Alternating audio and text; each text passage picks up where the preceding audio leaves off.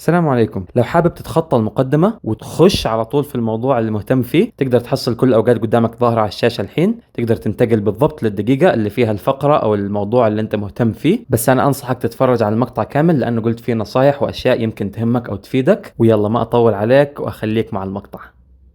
السلام عليكم ورحمة الله وبركاته، كيف الحال؟ معاكم محمد. صباح الخير علينا وعليكم، ما شاء الله صباح جميل في يوم جميل بإذن الله. صاحي أنا مروق اليوم والوضع تمام الحمد لله، وإن شاء الله تكونوا أنتم كمان نفس الشيء. الله يسعد أيامكم إن شاء الله وتكونوا بخير وصحة وعافية. وبمناسبة هذا الصباح الجميل قررت أنزل فيديو عن أجمل شيء ممكن نسويه في الصباح، اللي هو شرب القهوة. يا جماعة مين فينا ما يحب القهوة؟ سبحان الله، القهوة من أجمل الأشياء في الحياة، يعني ما أتخيل كيف الحياة ممكن تكون بدون قهوة. وزي ما تعرفوا القهوة في منها أنواع كثيرة وفي طرق كثيرة إنك تسويها. فمثلا في الإسبريسو واللي هو أنا أعتبره أساس القهوة، ومثلا في الأمريكانو اللي هو يعتبر إسبريسو مخفف بموية، وفي اللاتيه اللي يعتبر إسبريسو مخفف بموية وحليب، وفي أنواع كثيرة وطرق كثيرة لعمل القهوة. بس زي ما نشوف معظم الأنواع تعتمد بشكل كبير على الإسبريسو. الإسبريسو يا جماعة عبارة عن قهوة، واو لا من جد، هو عبارة عن قهوة معدة بشكل مخصوص، تعتمد بشكل أساسي على إيش؟ على ضغط بخار الماء. ولهذا السبب آلات الإسبريسو تجيك مخصوصة لصنع الإسبريسو، لأنه تقدر تتحمل كمية ضغط مرة كبيرة عشان ايش؟ ما تنفجر او زي كذا، بحيث انه تقدر تسوي الاسبريسو باحسن طريقة. فطبعا يا جماعة عشان نشتري آلة اسبريسو الموضوع شوية محتاج فلسفة، وتقدر تختار ايش الماركة اللي تناسبك وايش النوع بالضبط اللي يناسبك، واسعارها تعتبر شوية مرتفعة، ولو تبغى تجيب واحدة بسعر بسيط شوية ما راح تمشي معاك. انا جربت عن نفسي قبل كده وخربت علي كذا واحدة وتعذبت فيهم، ويبغى لك نوع معين من القهوة ونوع معين من البن وزي كذا، فالموضوع شوية سالفة طويلة. فعلى العموم موضوع هذه الحلقة انه كيف تسوي اسبريسو بدون آلة اسبريسو. زي ما قلت قبل شوي في آلات مخصوصة لعمل الاسبريسو، نفس نسبريسو مثلا اللي تحط فيها كبسولات، او زي كمان آلات تحط فيها كبسولات حق ستاربكس. وفي آلات كان مخصوصة بعمل الاسبريسو اللي هي تحط البن في الكباسة هذه وتقفلها كويس، وبعدين تحط المويه من ورا وتقفلها، وهذه كانت آلات بالضبط المعروفة بالاسبريسو اللي دائما نشوفها. وفي انواع ثانية كثير تقدر تسوي لك اسبريسو، نفس في شيء اسمه موكا بوت، وفي شيء ثاني اسمه ايروبريس، وانواع ثانية كثيرة تقدر تسوي لك اسبريسو، فما راح اتكلم عنها. وفي طرق كمان مخصوصة يعني مجهزة لعمل الاسبريسو، فكمان هذه الطرق ما راح اتكلم عنها. فانا في هذا المقطع بالضبط راح اتكلم عن كيف تسوي اسبريسو بآلات مو مجهزة او مو معدة انها تسوي اسبريسو،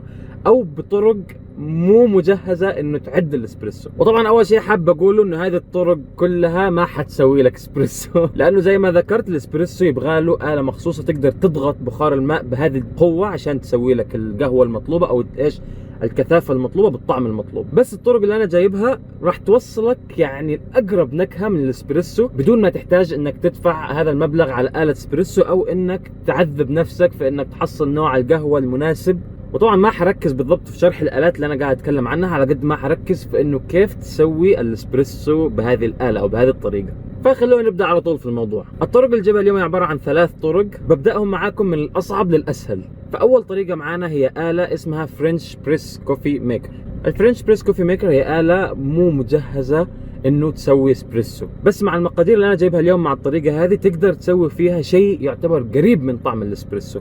الطريقة هي انك تحط 3 ملاعق من البن الخاص بالاسبريسو في هذه الكاسة القزازية، وبعدين بتغلي موية. بعد ما الموية تغلي بتحطها شوية على جنب وتخليها حوالي 3 دقائق. بعدين بعد 3 دقائق تقريبا بتجيب الموية وتحطها على البن اللي انت حاطه اوريدي في الكاسة. وكمية الموية اللي بتحطها هي عبارة عن كاستين صغيرة، ولو تقريبا عبارة عن 300 ملي لتر. بعد ما تحط الموية بتجيب ملعقة، واحسن انها ما تكون حديد، احسن انها تكون خشب او بلاستيك، وبتبدأ تقلب القهوة بشويش مرة، لا تقلبها كثير، بتقلبها حوالي نص دقيقة تقريبا، وبعدين بتخليها. بتجيب الغطاء اللي فيه الفلتر حق الفرنش كوفي وبتغطيها فيه، بس ما تضغطها الحين، خلي القهوة حوالي 3 دقائق كمان الين يكون ترسبت شويه. بعد ما خليتها 3 دقائق ابدا بشويش اضغط الفلتر الين يوصل الين القاع، وبكذا بيكون صار عندك الاسبريسو جاهز وتقدر تستخدمه في اي شيء انت تبغاه، سواء بتضيف عليه مويه حاره فيصير امريكانو، او بتضيف عليه حليب فيصير لاتيه، او حليب مكثف فيصير كابتشينو.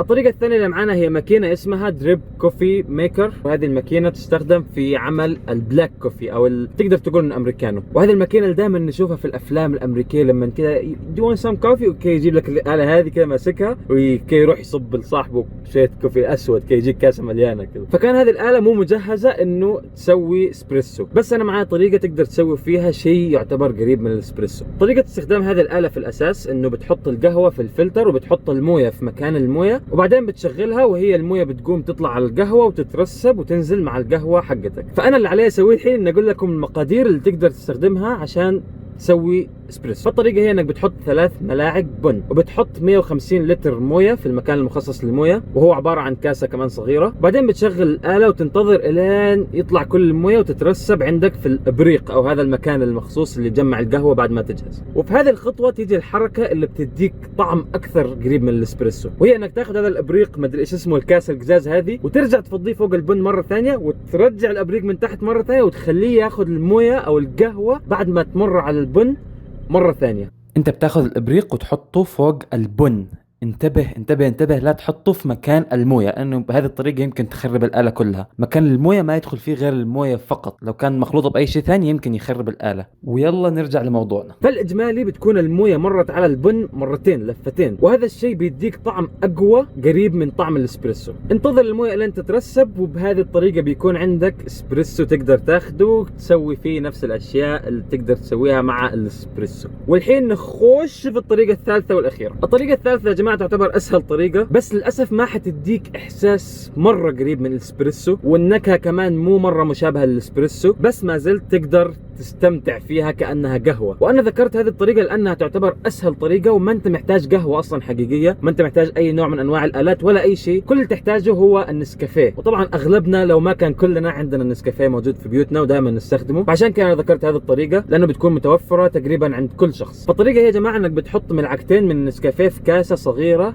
كمان حجمها تقريبا 150 ملي لتر، وبتغلي المويه، وبعدين بتحط المويه على النسكافيه في هذه الكاسه، وبتقلب النسكافيه، ومبروك صار عندك اسبريسو. كمان تقدر تستخدمه نفس استخدامات الاسبريسو، تقدر تضيف عليه سكر، تقدر تضيف عليه مويه، تقدر تضيف عليه حليب، بس زي ما قلت ما حيديك نفس نكهه او طعم الاسبريسو المصنوع من قهوه حقيقيه. هذه الطريقه افضل شيء تستخدمها مع اشياء ثانيه، يعني تحط عليها حليب، تحط عليها نكهات، تحط عليها اي شيء بيروح طعم النسكافيه وبيديك طعم اكثر قريب من القهوه. بس انك تحط عليها مويه مثلا تخليها امريكانو، او مثلا تحط عليها سكر تشربها كانها اسبريسو، ما حتديك الطعم المطلوب. وبكذا يا جماعه نكون خلصنا الثلاث طرق. يعني اتمنى انكم تكونوا استفدتوا وتقدروا كلكم تسووا اسبريسو وتستمتعوا فيه كل صباح يا جماعه، ويكون كذا حياتكم سعيده مليئه بالقهوه.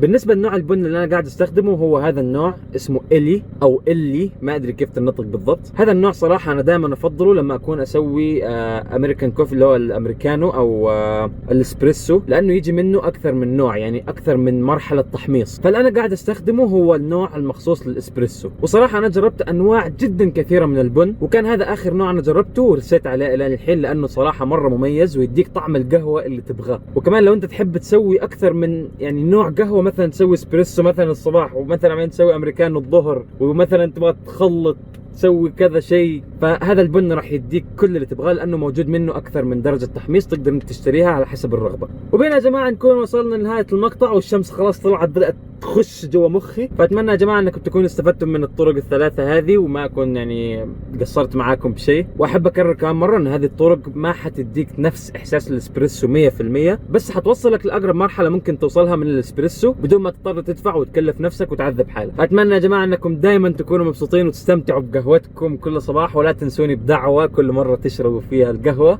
ويلا يا جماعه اشوفكم على خير وبصحه وعافيه المقطع الجاي ان شاء الله. والسلام عليكم ورحمه الله وبركاته. شو الحال؟